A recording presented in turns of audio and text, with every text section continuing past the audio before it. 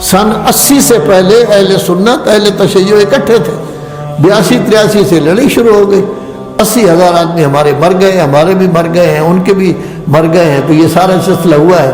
اب ایک دوسرے کے مساجد میں جانا، ایک دوسرے کے مدارس، وہ سب ختم ہو گئے۔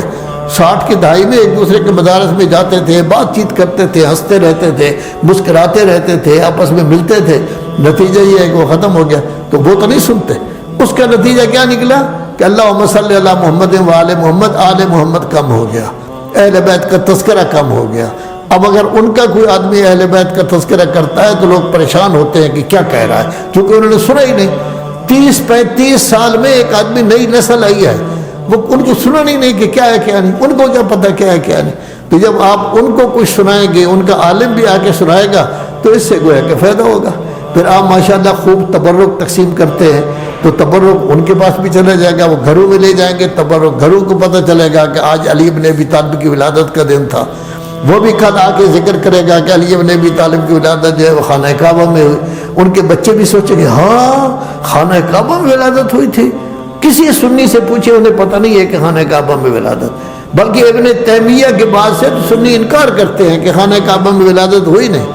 تو اس کا فائدہ یہ ہے کم از کم 20-25 آدمی تو سن جائیں گے نا مولا کا ذکر۔ اب آپ تو سارے شیعہ ہیں، علی علی دم دم دم دم کرتے رہے، شیعہ ہیں، بے شک اچھلتے رہیں کودتے رہیں، جو کچھ ہے، فائدہ تو کوئی نہیں کوئی، چونکہ آپ تو ویسے ہی شیعہ ہیں، پھر بھی شیعہ رہیں گے، ویسے بھی مانتے ہیں، پھر بھی مانتے ہیں۔ تبرک آپ تقسیم کرتے ہیں، اب جس مومن نے تبرک دیا ہے وہ کیا ہے؟ تبرک جو ہے وہ اپنی کھا رہے ہیں، کہتے ہیں انا منڈے ریوڑیاں نو پھر دے وے اپنے اپنے نو، خود ہی کھاتے ہیں، خود ہی پیتے ہیں، خود ہی دیتے ہیں۔ یہ تبلیغ تو نہیں۔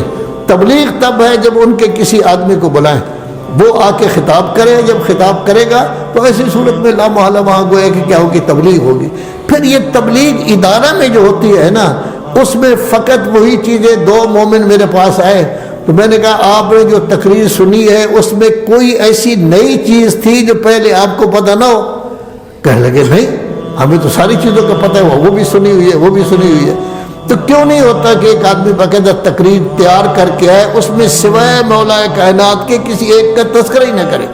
قاضی صاحب کہتے تھے کہ جس امام کا تذکرہ ہو بس اسی امام کا تذکرہ ہو، تاکہ اس کے کچھ نہ کچھ حالات 1 گھنٹے میں تو آ جائے، وہ بھی نہیں ہوتا اپنی جگہ پر۔ تو اس میں گہرائی پیدا کرنے کی ضرورت ہے۔ اہل سنت کو بلائیں، وہ یہاں پڑھیں گے، پہلے بھی یہاں آتے رہے ہیں، مولا کائنات کے بھی، حضرت فاطمہ زہرا سلام اللہ علیہ کی ولادت کے دن بھی آپ اس وقت بلا سکتے ہیں، غدیر میں آپ ان کو بلا سکتے ہیں، 3 شعبان کو بلا سکتے ہیں، 15 شعبان کو بلا سکتے ہیں، تو جشن ہو آپ کا تو وہ گویا کہ اپنی جگہ۔ تو اصل میں ہم جو یہ کچھ کرتے ہیں، کہتے ہیں کہ مولا کائنات بہت بڑے شجاع تھے، آیا ہم نے شجاعت کا 1% اپنے اندر پیدا کیا ہے؟ تھوڑی سی بہادری ہم نے بھی پیدا کی ہے۔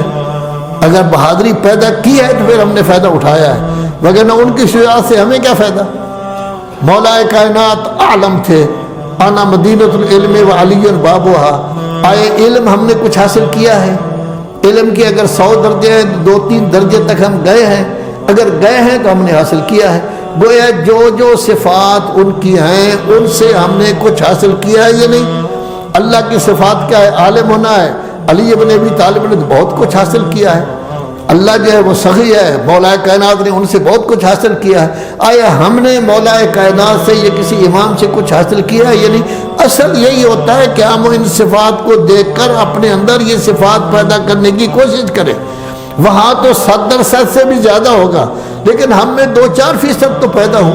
اگر ہم یہ کرتے ہیں تو پھر ہم نے فائدہ اٹھایا ہے، وگرنہ کوئی فائدہ نہیں اٹھایا۔ اچھوں کا ذکر کیا ہے، خود اچھے نہیں بن رہے، اہم شخصیتوں کا ذکر کیا ہے، اپنے آپ کو اہم نہیں بنا رہے، عظیم شخصیتوں کو ذکر کیا ہے، اپنے اندر عظمت ہی پیدا نہیں کی۔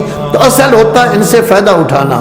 اللہ تبارک و تعالیٰ فرماتا ہے کہ دیکھو جو لوگ غلط اللہ کے نام رکھتے ہیں، یہ نئے خدا بنا دیتے ہیں، ان کو لامحالہ سزا دی جائے گی۔ البتہ یہ ضرور ہے کہ میں نے ایسے اچھے لوگ پیدا کیے ہیں جو ہمیشہ حق کی راہبری کرتے ہیں اور ہمیشہ عدل سے کام لیتے ہیں۔ آپ بھی ہمیشہ حق کی راہبری کریں، عدل سے کام لیں، تاکہ آپ انہیں اچھے لوگوں میں شمار ہوں۔ خدایا محمد و آل محمد کا واسطہ ہماری یہ مختصر سی عبادت قبول فرما۔